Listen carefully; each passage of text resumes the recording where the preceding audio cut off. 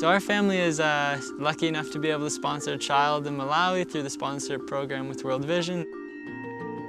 This is where we give on a monthly basis to help put a child there through school and help cover some of the living expenses in the home. And through all this time of giving, we always thought that we were the ones making that contribution. But little did I know I would be the one to receive so much in the end. So I was nominated to put in an application for the Africa Learning Team Youth Edition, and next thing I knew, I was on my way to Malawi.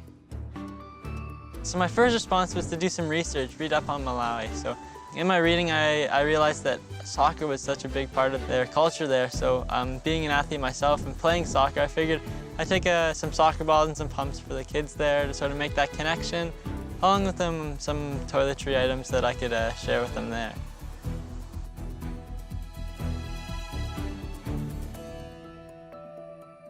While I was there, I was actually able to play some soccer with them. It was a big event. There was actually about 500 people that came out to watch the community versus community game, and they threw me out there.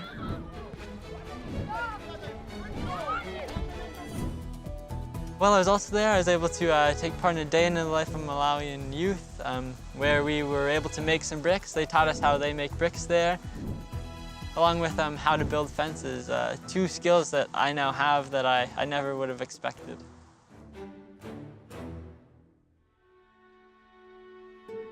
I had the opportunity to meet my sponsor child while I was in Malawi, and after the formal hellos, I was able to walk down the road a little bit to my sponsor child Gaddafi's home, where we entered into their rather small living room, I would say, and we sat down on some bamboo mats on the floor, and we're just able to sort of share together some of our hobbies and interests, and just sort of hang out together for a little while. And I had given them some gifts, some of the things that I had brought earlier, some toothpaste, toothbrushes, and some other toiletries, along with the games I brought. And they were just so grateful for the fact that we were able to A, come, and B, to bring some things along with us. And then the unexpected happened.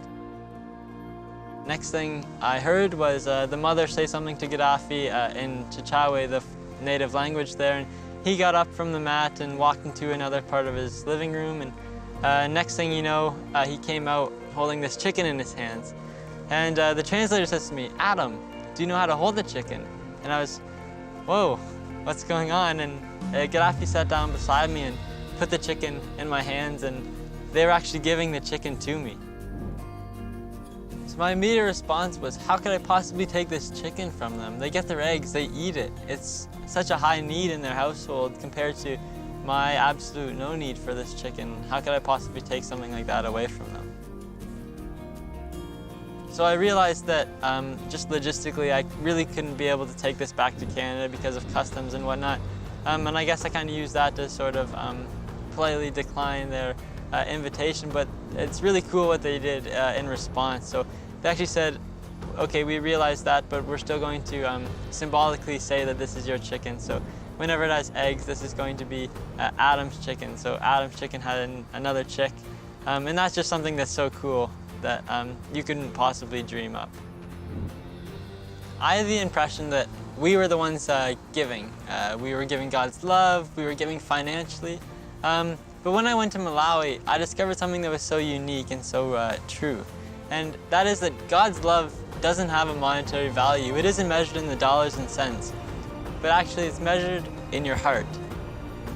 Whether you've been giving something small or something as great as a chicken, something that is your all, that's really what measures it. I can truly say that when I thought I was giving so much, really, I received even that much more.